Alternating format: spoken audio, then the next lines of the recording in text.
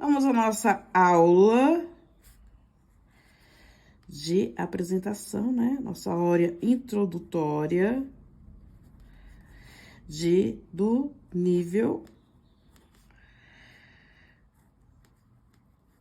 4 de numerologia kármica.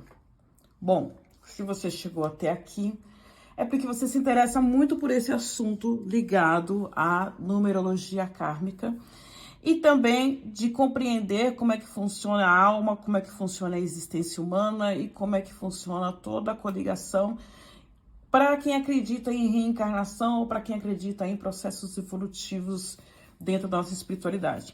Compreendendo que o que nós vivenciamos hoje é uma roupa. Você imagina que quando você vai viajar, você arruma a sua mala e aí você coloca as roupas que você vai usar naquela viagem, né? Então, quando você chega na praia, você tem vestimentas de praia. Quando você chega no campo, você tem roupas que se adequam ali ao campo. E assim sucessivamente, para cada ocasião, você tem as roupas que se enquadram dentro daquela situação. Da mesma forma, cada encarnação tem a sua roupagem, tem a sua forma de se trabalhar e de se evoluir. Todo o sistema da numerologia, ele vem em cima do dia, mês e ano. Eventualmente, nós também podemos usar, dentro da numerologia, o horário de nascimento. E é claro, dentro de uma outra contagem, você também pode utilizar o nome. É raro você precisar de usar o nome e o horário. Só com base no dia, mês e ano, você já consegue traçar e delinear quem é aquele ser humano, quais são as situações principais que esse ser humano está passando, qual é a ligação que esse ser humano tem com outro ser humano. Então, o porquê da simpatia e da antipatia imediata quando você encontra uma determinada pessoa na sua frente. Consequentemente, o que acontece? Dentro da numerologia, nós temos 22 encarnações, isso porque ela está ligado aos mistérios do tarô.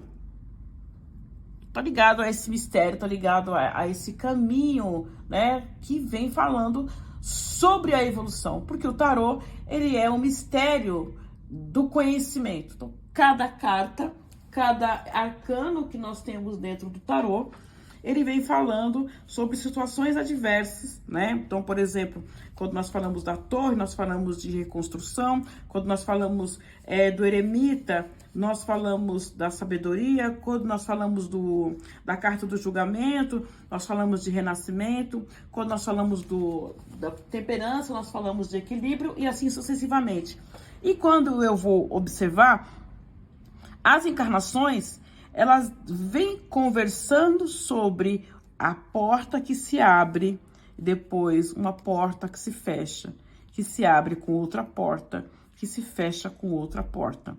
E os números nem sempre vão ser em sequências, mas eles vão contando e vão dançando, trabalhando uma história na qual você é o protagonista, você enquanto ser espiritual. Então, na Trindade, nós temos corpo, mente e espírito, nós temos a missão, a resgate da vida anterior e o karma, nós temos tudo aquilo que vem falando sobre trindades. Então, tudo na numerologia é desenvolvido em 3.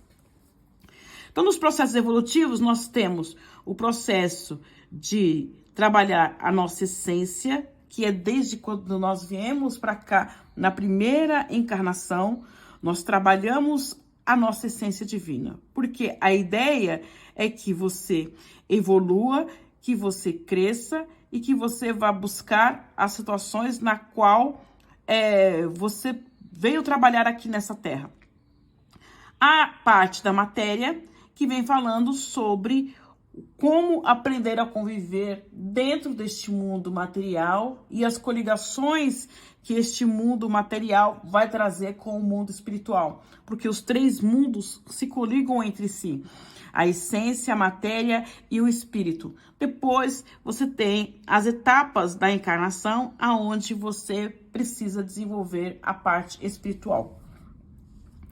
Entender essa diferença entre você desenvolver a parte espiritual e de você evoluir espiritualmente, nós podemos até fazer um paralelo junto ao pentagrama, na qual a ponta éter é o espírito ligado ao elemento éter. E a ponta fogo, ela vem coligada ao elemento fogo e vem coligada às coisas que dão motivação, as situações que estão coligadas ao espírito. Então, aqui normalmente na ponta fogo, você vai ter aqueles espíritos que te acompanham, né, os seus guardiões, suas guardiãs, seus ancestrais e afins, e toda a sua ligação com a parte que tem ligação com essa parte de eu vou adiante, eu vou crescer, eu vou evoluir, eu vou aprender a meditar para ouvir minha intuição, eu vou aprender a me conectar comigo mesmo para compreender quais são as minhas formas, quais são as minhas qualidades, quais são os meus bloqueios. A parte da numerologia que nós vamos entender que quando você está no primeiro ciclo encarnatório e você está trabalhando aquele primeiro momento aonde você rompeu algo que faz com que seu espírito não flua na sua plenitude. Porque o que eu compreendo? Eu compreendo que a encarnação é esse momento de estar na carne, esse momento em que o espírito vem para um bloqueio, porque a carne é um bloqueio. Você não pode volitar, você não pode atravessar a parede, você não pode fazer várias coisas, porque o seu corpo físico, ele te impede, porque ele é uma massa densa, formada principalmente por enxofre, mercúrio, sal. Então, essa massa densa, esse barro, essa lama que molda o seu espírito, ela impede, ela te limita a fazer várias coisas. Então, qual que é o propósito da encarnação? É você romper limites. Qual que é o propósito da encarnação? É você se reajustar com a fluidez do universo. Então, reencarnar e cumprir a missão é voltar a fluir livremente. É você conseguir se expandir de tal forma que você ascende sobre a matéria. Você rompe o casulo para uma evolução. E como é que eu compreendo qual que é o meu bloqueio? Então, eu vou compreender que aqui no dia, no mês e no ano, né, que eu vou ter a minha personalidade e aquilo que me trouxe de uma vida passada para cá, eu vou ter aqui descrito os motivos que fizeram com que eu viesse parar aqui. Porque você pode ir num cartório e retificar o seu nome, mas não dá para retificar a data de nascimento. Aqueles registros que vêm do hospital, aqueles registros que estão ali, que foram colocados pelos seus pais, como determinada aquela data ali que você nasceu, que vai gerar aquela data, e aquele nome vai gerar um número de CPF, vai gerar um número gera um número de registro, você consegue alterar o nome, e aí é onde muitas vezes os pitagóricos e outras linhagens vão tentar ajustar o nome para que aqui ajuste-se a um número ao qual a pessoa vai alcançar determinado objetivo. Agora, a data de nascimento, que ela é fixa, você não altera e ela, dentro desses códigos, vem dizendo a sua história pregressa dentro da espiritualidade e o que isso vai te trazer como consequência. Se você somar os números dos seus documentos, número do seu telefone, número de casa, se você começar a somar os números, você vai observar que há determinados números que se repetem muito na sua vida. Porque esses números estão direcionando você para algo que você precisa aprender nessa vida. E quando você aprende, aquele número começa a mudar ou começa a tomar novos formatos. Então você via um 7 puro, agora você está vendo de repente só o 25 que lhe dá um 7. Ou você já está vendo um número 8, porque você está passando por esse sistema de evolução. Então, o que nós vamos trabalhar aqui diante dessas aulas é compreender melhor este ciclo evolutivo, do porquê que os números da minha essência aparecem na minha matéria, os números da minha matéria aparecem no meu espírito, ou os números da minha matéria estão dentro da minha essência, e por que esses três brincam entre si e às vezes os três aparecem juntos. E como que esses números vão atrair as pessoas ao nosso redor para a nossa vida. E aí eu compreendo por que cada número deste aqui atrai para mim um tipo de doença, atrai para mim um tipo de pessoa, atrai para mim um tipo de situação, porque cada número tem uma frequência, como se fosse uma sintonia de um rádio, para vocês compreenderem, né? Então eu vou lá e sintonizo numa rádio que toca música clássica, eu sintonizo numa rádio que toca rock. Então as pessoas que estão ali naquela frequência são pessoas que gostam de música clássica ou pessoas que gostam de rock.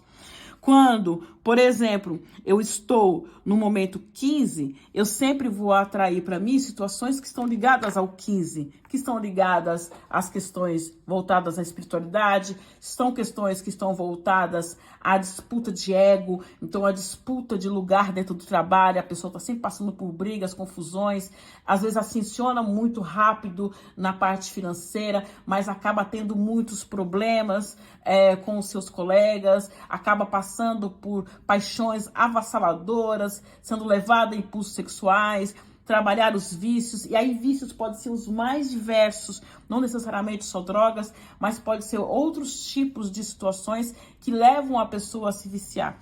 Então, quando eu compreendo que este 15 vai me atrair isso, eu vou compreender o que eu preciso trabalhar aqui para que o meu 16 seja mais suave, ou para que eu não chegue nem ao 16.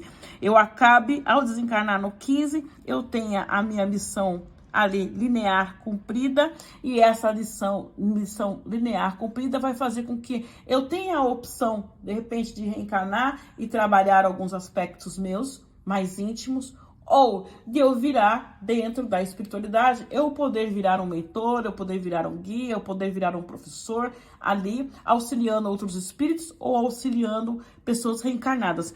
Por quê? Porque a base do triângulo, né, que vai ser a parte da minha matéria, que vai resolver a minha ascensão espiritual.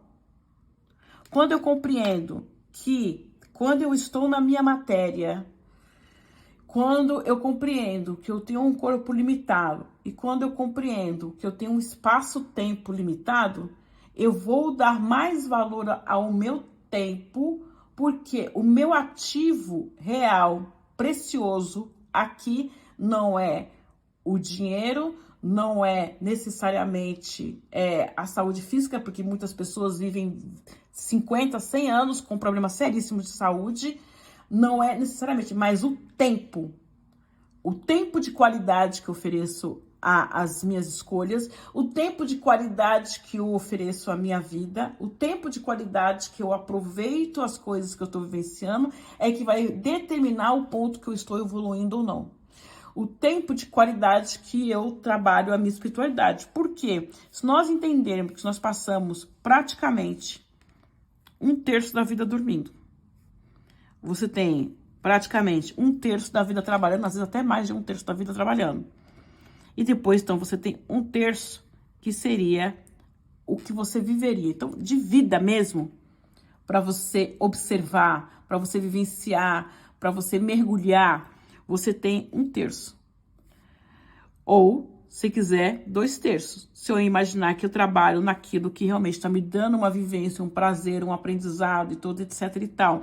E eu tenho também o meu tempo de qualidade, aonde eu alimento o meu espírito e minha vida com coisas boas. Eu vou passear, eu vou admirar, eu vou vivenciar realmente a minha história. Então, eu vou ter 2/3. Mas a maioria vive aqui neste 1/3 e às vezes nem isso. Porque neste 1/3, ela está resolvendo problemas que ela tem porque ela não consegue dormir direito, porque ela vive no processo de ansiedade, então o corpo acaba não produzindo bem durante o dia. Ou ela passa resolvendo coisas do trabalho dela, resolvendo coisas que estão ligadas ali, né? Pensando em dívida, pensando em problemas familiares que precisa resolver porque precisa levantar dinheiro e blá, blá, blá, blá, blá, blá, e acaba não vivenciando. Então, mas quando eu compreendo, quando eu entro em contato com o meu autoconhecimento e entendo o que é que a vida está me trazendo, o que a vida está buscando me mostrar, eu consigo romper a linha desses karmas, eu consigo adentrar dentro do meu âmago, da minha essência, que estão descritos dentro do meu dia e do mês, eu consigo compreender qual é o que forma o meu abalo, quer dizer, o que é que forma, quais são as questões que moldam o meu calcanhar de Aquiles, e por isso eu consigo romper o ciclo da roda de Sansara, e aí eu me torno, né, eu saio do casulo e me torno um espírito livre. Então a base do nosso curso aqui vai ser a libertação do espírito, como você sair do casulo para que você consiga alçar voos. Quais são os aspectos que você precisa compreender para que você consiga romper as questões do casulo, tá bom? Te aguardo na próxima aula para a gente já começar a trabalhar as contas aqui, né? E compreender a formação da nossa essência divina. Beijo nas asas.